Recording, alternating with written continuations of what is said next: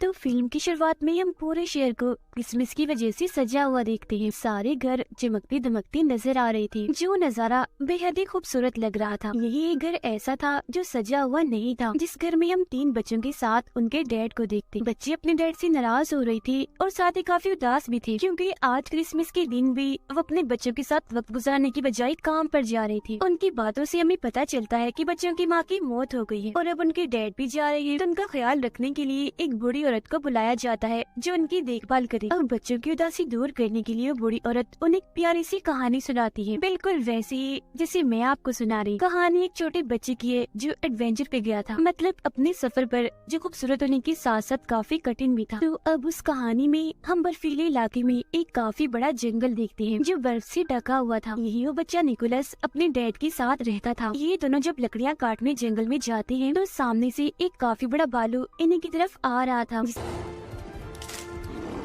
देखकर ये दोनों काफी डर जाते हैं और भागकर वापस अपने घर आ जाते हैं। यहाँ हमें पता चलता है कि निकोलस ने अपनी मॉम को बचपन में ही खो दिया था। साथ ही उनकी माली हालत भी काफी खराब थी। वो काफी गरीब थी, क्योंकि ना तो उनके पास खाने के लिए ज्यादा सामान है और ना ही पैसे कमाने का कोई जरिया है। एक रात निकोलस अपने डैड को कहता है, चलिए पापा आज मुझे कोई कहानी सुनाए जो बहुत मजे की। तब उसके डैड उसे उसकी मॉम की ही कहानी सुनाती है कि काफी सालों पहले तुम्हारी मॉम ने इन बर्फीली चोटियों को पार किया। वहाँ 2 सोते हुए मॉन्स्टर थे जो दरअसल पहाड़ ही थे। तुम्हारी मॉम उनके बीच से निकलकर दूसरी तरफ गई, जहाँ एक अलग ही नस्ल के लोग रहते हैं जिन्हें एल्व्स कहा जाता है। और वो एल्व्स का गांव था जिसका नाम एल्फेम था। एल्व्स दरअसल होते तो इंसान ही है, बस उनकी शक्ल सूरत थोड़ी सी अलग होती है, मतलब उनके कान थोड़े से नुकीले और लंबे होते हैं। वो एल्व्स लोग कोई आम नहीं थे, बल्कि उनके पास जादुई शक्तियाँ थी। उन्होंने तुम्हारी मॉम के साथ काफी अच्छा बर्ताव किया, काफी अच्छे से उनका वेलकम किया। और फिर जब तुम्हारी मॉम वापस लौटी तो उनके पास बहुत सारी चॉकलेट्स और खिलौने थे जो आसपास के लोगों में हमने बांट दिए, जिससे हर तरफ खुशियाँ फैल गई। इसी दौरान उन्हें कमरे में किसी जानवर की होने का एहसास होता है। तब उसके डैड उस जानवर को मारने के लिए कुल्हाड़ी उठाकर उसे ढूंढने लगते हैं, मगर देखते हैं कि वो जानवर तो एक छोटा सा चूहा है, जिसे मारने की उसके डैड बहुत कोशिश करते हैं, मगर हर बार वो बचता रहता है। जिसके बाद वो चूहे को निकोलस के कहने पर छोड़ दी थी, क्योंकि वो छोटा सा चूहा उसे बहुत ही प्यारा लग रहा था और वो उसके साथ दोस्ती करना चाहता था। फिर अगली सुबह निकोलस उसका नाम भी रख देता है। वो उससे बात करने की कोशिश करता है और चूहे को भी कहता है कि तुम भी बोलो, जिस पर उसके डैड कहते हैं, बेटा चूहे नहीं बोल सकते। जिसके बाद दोनों बाप बेटे राजा के महल में जाते हैं, क्योंकि आज उन्होंने अपने गांव के रहने वाले हर इंसान को बुलाया था।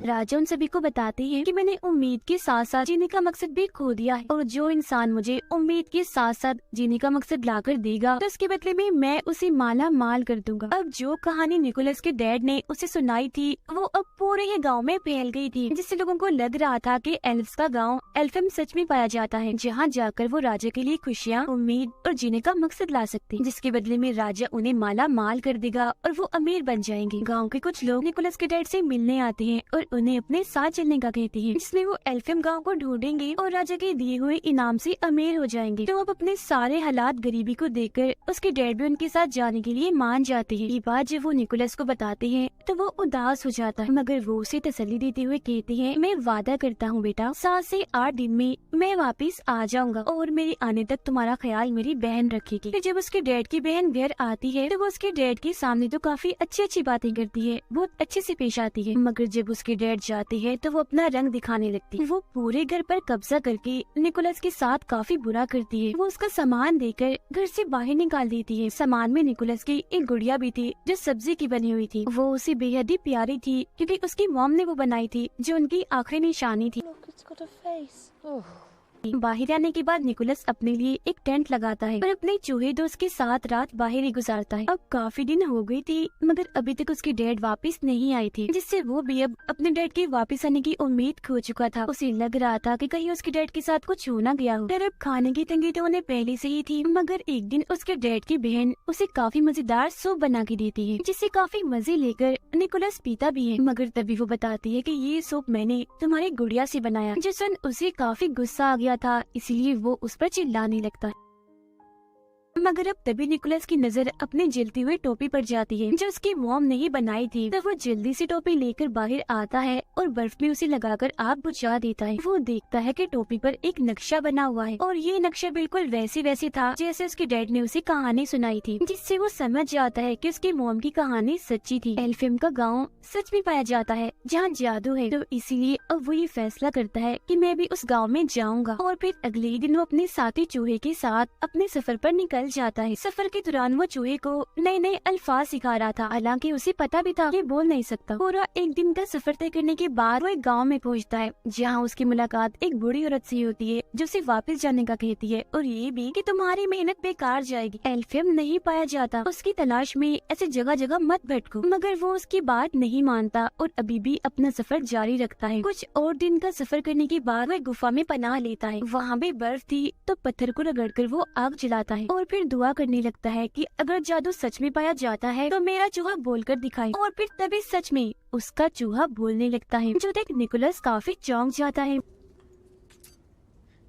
Boy, tree, ball. वो हैरान तो था ही, मगर अब उसका जादू पर पक्का यकीन बन गया था और अब तो उसका चूहा दोस्त इतना बोल रहा था कि उसे सफर में अकेलापन महसूस नहीं हो रहा था। फिर जब ये लोग जंगल में से गुजर रही थी तो एक बारहसिंगा हिरन इन पर हमला कर देती है। तब उससे बचने के लिए निकोलस जल्दी से पेड़ पर चढ़ जाता है और ऊपर से देखता है कि उस हिरन के अंदर तो एक तीर घुसा हुआ है। जब भी तो वो इतनी बेचैन है, इसीलिए वो फौरन पेड़ से नीचे उतरकर हिरन के पास आता है। पहले वो उसे प्यार करता है और फिर उसके अंदर घुसा तीर निकाल देता है, जिससे उस हिरन को सुकून की सांस आती है, क्योंकि पहले उसे काफी दर्द हो रही थी। क्योंकि निकोलस ने उसकी जान बचाई थी तो हिरन उसे प्यार से देखती है, जिसके बाद वो यहाँ से जाने लगता है। मगर काफी आगे जाने के बाद वो देखता है कि हिरन भी उसके पीछे पीछे आ रही है। तब निकोलस उसे अपने साथ आने से मना कर देता है, कहता है मैं सिर्फ ये जानता हूँ कि मेरी मंजिल कहाँ है, मगर वहाँ जाने तक कितना वक्त लग जाएगा ये मैं नहीं जानता, तो अगर तुम हमारे साथ आओगी तो भूख से मारी जाओ। मगर वो हिरन खाने की नहीं बल्कि प्यार की भूखी थी, इसीलिए अभी भी वो उसका पीछे नहीं छोड़ती। निकोलस उसे अपने ग्रुप में शामिल करके अपनी मर्जी से उसका नाम रख देता है। वो नाम एक जगह का था जहाँ जाना उसे काफी पसंद था। फिर अब वो आगे का सफर हिरन पर बैठकर करता है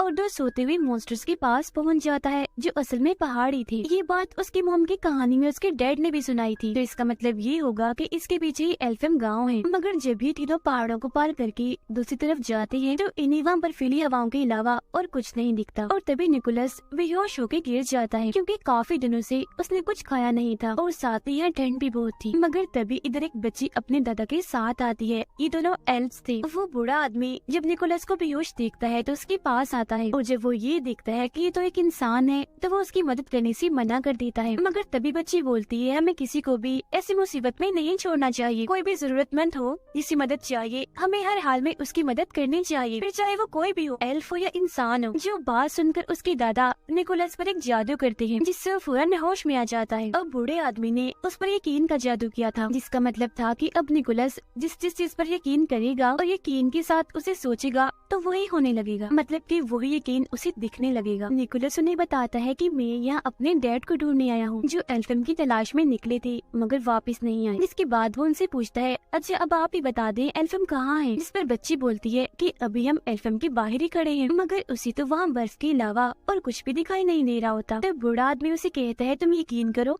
और फिर सोचो। और जब निकोलस यकीन करता है और ये सोचता है कि मेरे सामने एल्फियम गांव है, तो उसे अब की बार सच में एल्फियम गांव दिखने लगता है। अंदर आने के बाद ये लोग एक खुफिया रास्ते से उसे एक पार्टी में लेकर जाते हैं जहाँ सब लोग नाच रहे थे और खाने की मजे मजे की चीजें भी इधर पड़ी हुई थी, जिनमें मीठी और बच्चों की चीजें ज्यादा थी, क्योंकि आज दरअसल यहाँ क्रिसमस होती है। चूहा तो यहाँ का माहौल देखकर बहुत ही खुश होने लगता है और खाने की चीजों में घुसकर खूब मजे करता है।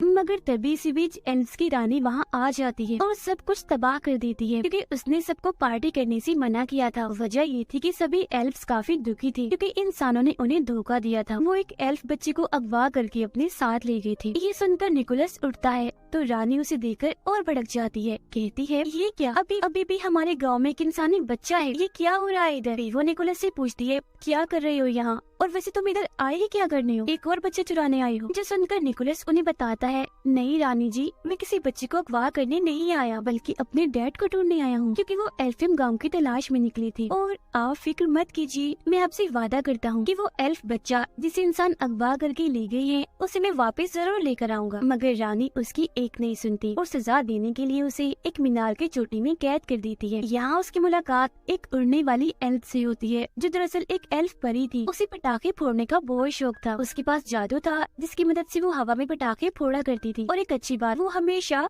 सच बोलती थी। अब निकोलस उसे बताता है कि मेरी मॉम भी यहाँ एल्फिम आई थी, उनके साथ तो यहाँ के लोगों ने बहुत अच्छा सलूक किया था, काफी अच्छे से उनका वेलकम किया था, मगर रानी ने तो मुझे यहाँ इस मीनार में कैद कर दिया है और मुझे अपने डैड को ढूंढना है, तो प्लीज मेरी मदद कर दो ना यहाँ से निकलने में। इस पर वो मान जाती है, मगर तभी इधर एक काफी बड़ा मॉन्स्टर आ जाता है जो पहले सो रहा था और अब इन दोनों की आवाजों से उसकी आँख खुल गई थी। वो जैसे एक इंसान इन निकोलस को यहाँ देखता है तो उसे पकड़ लेता है, क्योंकि वो उसे खाने का सोच रहा था, जो देखकर तो निकोलस की हालत खराब हो जाती है। तो वो परी एल्फ उसकी जान बचाने के लिए मॉन्स्टर के मुंह में एक जलता हुआ पटाखा डाल देती है, जिससे वो मॉन्स्टर किसी गुब्बारे की तरह फट जाता है और वो निकोलस को लेकर यहाँ से उड़ जाती है। वो दोनों फिर एक घर की छत पर आके गिरते हैं, जिन्हें रानी के गार्ड देख लेते हैं। तब उनसे बचने के लिए वो निकोलस को यहाँ से ले जाने लगती है। इसी भागम भाग में निकोलस एक क्लास में घुस जाता है, जहाँ की टीचर एक इंसान को देखकर काफी हैरान थी और फौरन गार्ड्स को यहाँ बुलाने लगती है। मगर तभी वो टीचर को समझाता है कि आप इंसानों को इसीलिए बुरा समझते हैं ना कि वो एल्फ बच्चे को अगवा करके ले गई। मैं वादा करता हूँ कि उस बच्चे को वापस जरूर लेकर आऊंगा। जो सुनकर वो टीचर निकोलस को एक खुफिया रास्ते से भगा देती है। इतनी ही देर में इधर उसके हिरन दोस्त भी आ गई थी, जिस पर निकोलस और एल्फिम परी बैठकर यहाँ एल्फिम गांव से निकलने लगती। जिस दौरान गार्ड भी उनका पीछा कर रही थी, तब उनका ध्यान भटकाने के लिए एल्फ परी बार बार पटाखे फोड़ने लगती है। मगर जब वो देखती है कि बाहर जाने का दरवाजा बंद हो रहा है, तो वो खुद अंदर ही रुककर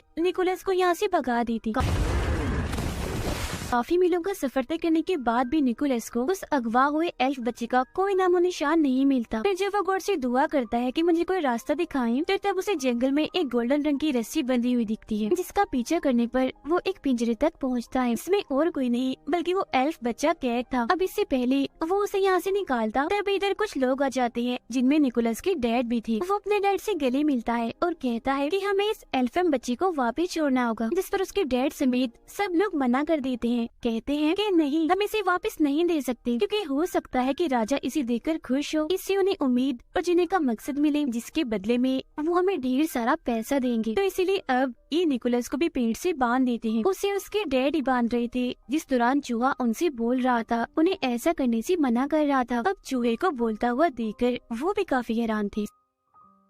सबके सोने के बाद उसके डैड उसके पास आते हैं और वो निकोलस के साथ साथ उस एल्फ बच्चे को भी पिंजरे से आजाद कर देते हैं और बताते हैं कि उन सबके सामने मैं तुम्हारी मदद नहीं कर सकता था, इसीलिए मैंने तुम्हें बांध दिया था। अब इससे पहले वो यहाँ से निकलते सारे लोग जाग जाते हैं और तीरों से उन पर हमला कर देते हैं। अब हिरन के ऊपर निकोलस और वो एल्फ बच्चा बैठा हुआ था। हिरन के पीछे एक बग्गी बंधी हुई थी, जिसमें उसके डैड बैठे हुए थे, जिस वजह से हिरन तेजी से नहीं दौड़ पा रही थी। तभी निकोलस को याद आता है कि मुझ पर तो यकीन का जादू हुआ है, इन्हें मैं जो भी यकीन करके सोचूंगा वो पूरा हो जाएगा। तो वो हिरन पर हाथ रखकर उसे उड़ने का कहता है। हिरन थोड़ा सा ऊपर उड़ती तो है, मगर वजन ज्यादा होने की वजह से वो काफी ऊपर नहीं उड़ पाती और वापिस से नीचे आ जाती। ये देखकर उसके डैड अपने बेटे निकोलस की जान बचाने के लिए अपनी बग्गी की रस्सी काट देते हैं और जाकर एक खाई में गिरते हैं, जिससे उनकी मौत हो जाती है।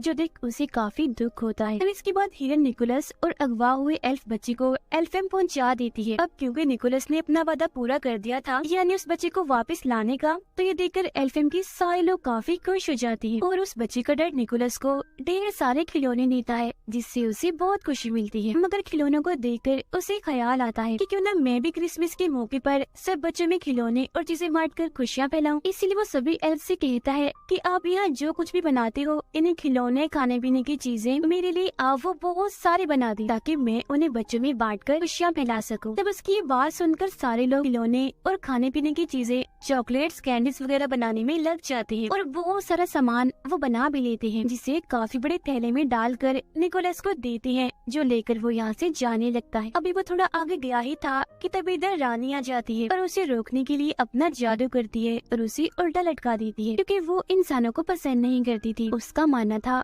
कि इंसान मतलब ही होते। मगर तभी रानी की नजर निकोलस के गले में लटके लॉकेट पर जाती है, जो उसकी मॉम का था। निकोलस ये बात रानी को बताता है कि ये मेरी मॉम का है, तो वो उसे नीचे उतारती है। वो जज्बाती हो गई थी और कहने लगती है कि काफी सालों पहले तुम्हारी मॉम इधर आई थी, हम दोनों बहुत अच्छी दोस्ती थी, मगर जब वो यहाँ से गई तो बहुत सारे खिलौने और चॉकलेट्स लेकर गई। साथ ही जाने से पहले उन्होंने ये वादा किया था कि मैं वापस आपसे मिलने आती रहा करूंगी, मगर आज काफी साल हो गए हैं, वो कभी भी नहीं आई। जिस पर निकोलस बताता है कि वो आती जरूर, मगर जब मेरी मॉम यहाँ से गई, एक बीमारी की वजह से उनकी मौत हो गई। ये सुनकर रानी समेत सभी लोग काफी हैरान और दुखी हो गई थी। रानी को यकीन आ गया था कि सब इंसान एक जैसे नहीं होते, मतलब अगर इंसान बुरे होते हैं तो उनमें से कुछ अच्छे भी होते, इसीलिए वो उसे तोहफे से भरा हुआ थैला ले जाने देती है। निकोलस चीजों से भरा थैला लेकर हिरन पर बैठता है और उड़ जाता है और सीधा आता है राजा के महल में, जहाँ राजा काफी उदास थे। वो राजा को खिलौनों की सूरत में खुशी और उम्मीद की किरण दिखाता है, जिसके बाद राजा और निकोलस हिरन पर बैठकर सब बच्चों के घर जाते हैं और उनके पास खिलौने और चॉकलेट्स कैंडीज रखते हैं, क्योंकि जब बच्चे सुबह उठकर अपने खिलौने देखकर खुश होंगे तो बच्चों की वो खुशी ही राजा के लिए उम्मीद की किरण होगी। सब बच्चों को खिलौने बांटने के बाद राजा निकोलस से कहते हैं कि मेरे लिए काम करोगी, हर साल ऐसे तुम्हें खिलौनों की सूरत में बच्चों को खुशियाँ और उम्मीद देनी होगी, और इस काम में मैं भी तुम्हारा साथ दूंगा। और साल का वो दिन होगा क्रिसमस का दिन, जिस पर वो मान जाता है। इसके बाद निकोलस अपने डैड की बहन के पास जाकर उन्हें भी चॉकलेट्स देता है और उड़ जाता है। उसे उड़ता हुआ देखकर वो काफी हैरान भी थी और अब उसे भी जादू पर यकीन हो गया था। अब ये प्यारी सी कहानी इधर ही खत्म हो जाती है, जो सुनकर वो तीनों बच्चे काफी खुश हो जाते हैं। ये नहीं शुरुआत वाले जिन्हें बूढ़ी औरत कहानी सुना रही। फिर जब वो नीचे आते हैं तो देखते हैं कि उनका पूरा घर क्रिसमस की लाइट्स और पेड़ों से सजा हुआ है, जो देखकर उन बच्चों की खुशी का तो कोई ठिकाना ही नहीं रहता। फिर जब वो बूढ़ी औरत बाहर जाने के लिए अपनी टोपी पहनती है तो बच्चों को उनके बड़े से नुकीले से कान दिख जाते हैं, जो देख वो समझ गई थी कि ये भी एक एल्फ ही थी। और बाहर जाकर वो बूढ़ी औरत आसमान में अपने जादू से पटाखे फोड़ने लगती है, जो देख हम समझ जाते हैं कि ये और कोई नहीं बल्कि एल्फ परी है जो सच बोला करी। तो ये कहानी हमें बहुत सारे सबक देती है, यानी हमें हमेशा ही खुशियों को बांटते रहना चाहिए और दूसरों की मदद करनी चाहिए, फिर चाहे वो क्रिसमस का दिन हो या कोई भी। और हमें बुरों के साथ भी अच्छा करना चाहिए और हमेशा हर चीज के होने का यकीन रखना चाहिए। इसी के साथ ही ये प्यारी सी कहानी इधर ही खत्म हो